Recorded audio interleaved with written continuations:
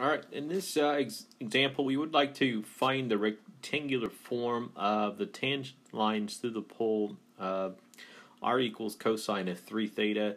Now, I think we've done 2 or 3 videos now, both graphing and also talking about the tangent lines.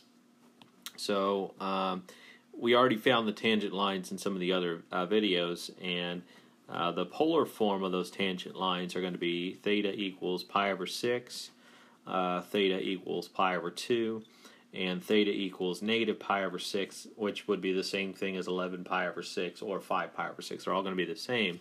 And we're gonna find out how to convert these into rectangular equations for those tangent lines.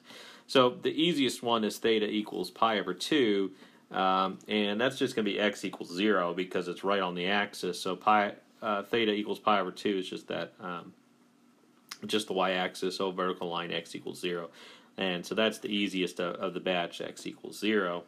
The other two that we're going to look at is pi over 6 and negative pi over 6. They're going to both go through the poles, so all we really need to do is find the slope, and their tangent to this graph r equals cosine of 3 theta, and so we want to find that slope. So if we want to find dy dx to this curve, f of theta equals cosine of 3 theta.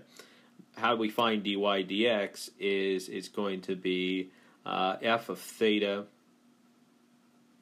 cosine theta plus f prime of theta sine of theta divided by negative f sine of theta plus f prime cosine of theta. So remember, it was x equals r times the cosine of theta. So then dx d theta would be, let's see, it would be, yeah, that's fine.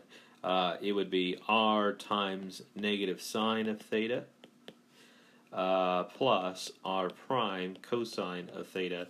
So on the bottom here, this is the dx d theta. Okay, remember r is the same thing as f of theta, so r is equal to f of theta, and then the y is r times the sine of theta, so dy d theta would be equal to r cosine of theta plus r prime sine of theta, and that's the top there, which is dy d theta.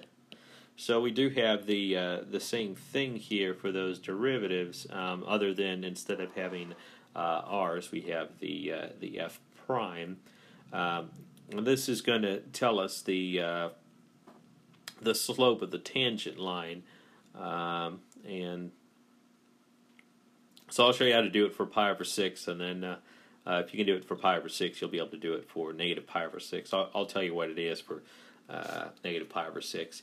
All right, so we've got to find what f prime of theta is.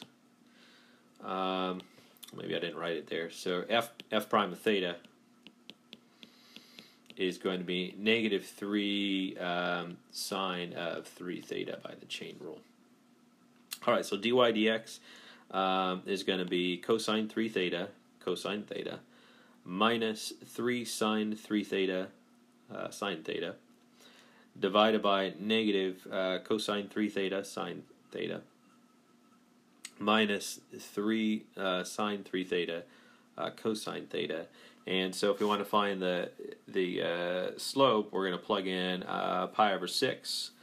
And so we'll have 0 times root 3 over 2 minus 3 times negative 1 times 1/2. So when we plug in pi over 6 into the 3 theta, that's going to give us pi over 2. Cosine of pi over 2 is 0. The cosine of pi over 6 is root 3 over 2. Minus the sine of pi over 2 is... Sine of pi over 2 should be positive 1, so this should be a positive 1. And then the sine of pi over 6 is 1/2. Okay, then we'll do the same thing in the denominator. So we'll have 0 times 1/2 minus 3 times, so that should be also positive 1 here, times root 3 over 2. So this portion of this is all gone, and the 3's will absorb. So we'll basically have 1/2 divided by square root of 3 over 2. So we'll keep flip and change and rationalize. So we get root 3 over 3, and that's your slope. And since we're going through the origin, it's just going to be y equals root 3 over 3x. Okay. Now, if you do a similar thing for theta equals negative pi over 6, it's going to be negative root 3 over 3. So that's for theta equals negative pi over 6. Sorry, this got all messy up here. Okay. So that's converting a radial tangent line into the rectangular form.